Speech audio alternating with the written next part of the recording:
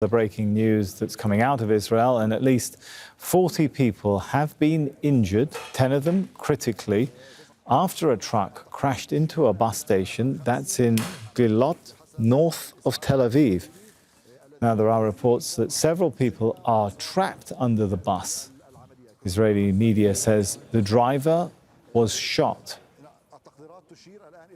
So Mohammed Jamjoom is in Jordan's capital, Amman. That's because the Israeli government has banned Al Jazeera from reporting inside Israel and in the occupied West Bank. So, Mohammed, we understand the police are now calling this a terror attack. Is that right?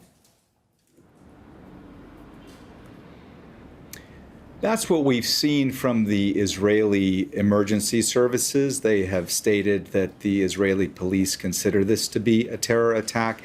The reports that are emerging are stating that this was a truck or a bus that rammed into people waiting at this bus stop. And as you mentioned just a moment ago, we're hearing that there are still at least several people that are potentially trapped under this vehicle. We are also seeing reports that there are at least 50 that were injured, that many were taken to the hospital, and that there are emergency crews still at the scene working. Obviously, still a lot of questions with regards to how exactly this occurred. There's a lot of concern about this incident. There are reports that the truck or bus driver was shot. But again, we're still waiting on more details from police, specifically about the perpetrator, the suspect, what exactly they believe the motivation was behind this, and it's still a lot of details that we're waiting to find out at this hour. Sami? On that point, Mohammed, have they given any indications, anything at all about who the driver was? We've not seen anything confirmed yet, Sami, with regards to the identity of the driver or where the driver is from. We're waiting on that information as we speak. But this is certainly going to cause a lot of concern at a time when more and more Israelis are feeling vulnerable to the kinds of attacks that happen on the ground. Over the course of the past year, you have had more ramming attacks, you've had more shooting attacks, you've had more stabbing attacks, where there are Israelis in central Israel and other parts of Israel that are targeted, but also at a time when more and more communities are facing attacks from the sky as well. You've had dozens of rockets that are being fired from Lebanon towards northern Israeli cities and communities, central Israeli cities and communities. You've had drone attacks, several of them happening per day the past few weeks as well. Air raid sirens going off all hours of the day and night, making a lot of these communities feeling much more vulnerable at a time when the Israeli leadership continues to state repeatedly that all the wars that they are engaged in, all the wars that they are prosecuting, be it in Gaza or in Lebanon, or even the retaliatory attack against Iran just a day and a half ago, the Israeli leadership, military and political, continues to say that all of this is making Israel in the long term a safer place. And the citizens, many of them are starting to question if that is actually the case. Sami?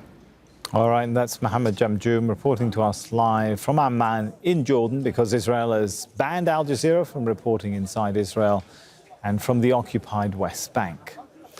We're joined now by Abed Abou Shhade. He's a journalist based in Jaffa. So good to have you with us. And from what we're hearing, the way the authorities are talking about this as an attack right now, which would indicate this is an incident where a truck has been deliberately run into people, right? That's usually the context for that kind of language. Hi, Sami. So yes, as you mentioned, and I think the language here plays a very big role in framing. We still don't know what actually happened, other than what or how many people were injured. But the terminology that's been used, especially by... All right, we're going to go now to Tel Aviv and listen into an official speaking. How do you spell your name? Israel, I-S-R-A-L, Weingarten, W-E-I-N-G-A-R-T-N, paramedic from Magen David Adom. You're welcome. להגיד את ההתחלה מ-AFP, מהסוכנות הצרפתית בלייב? כן. תוכל רק לחזור על... רגע, בוא נזוז שלא נפריע. בוא רגע לנכון. Pause. Yes. Israel Weigelten from MADA. Can you tell us about the scene? What did you find here? Who did you treat? Okay, so around 10:20, we got a call from the operation dispatch about a car accident between a bus to the truck.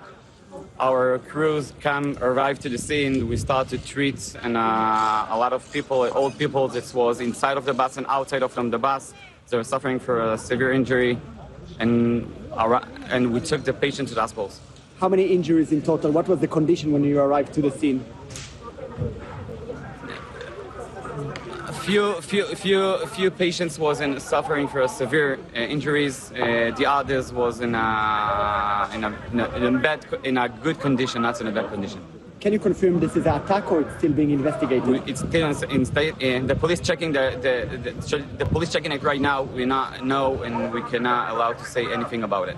Thank you so much. Just your name, Israel Weigelten, Israel Israel Weigelten, Weingart, paramedic Magen David Adom. Thank you so much. You're welcome.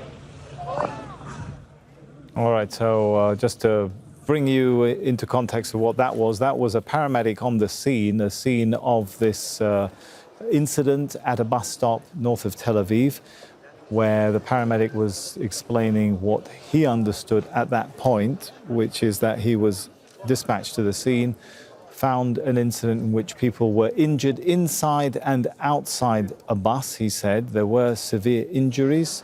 A few of them were severely injured. And at that point in time, he was saying that authorities were still investigating whether or not this is an accident or an attack. But we'll go back to Abed Abou Shhade. He's a journalist based in Jaffa, and I understand now the authorities have moved on since that moment in time when the paramedic was speaking, and they now are considering this to be an attack, right? Yes, so what was published so far by the Israeli media is that the police is acting or investigating this case as being what's called a terror attack, but we still don't know the detail.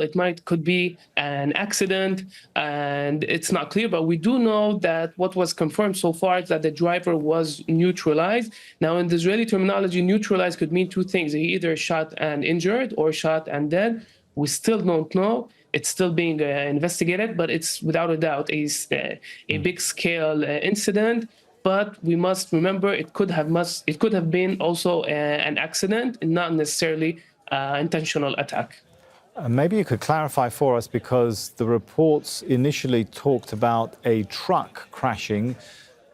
The paramedic we heard there was talking about a bus. By the pictures that were published in the Israeli media, it looks more like a bus than a truck. So it's still unclear, and it's unclear why they've said it's being a truck and not a bus, even though the pictures are very clear. And as the paramedic mentioned, there were people, civilians in the bus itself.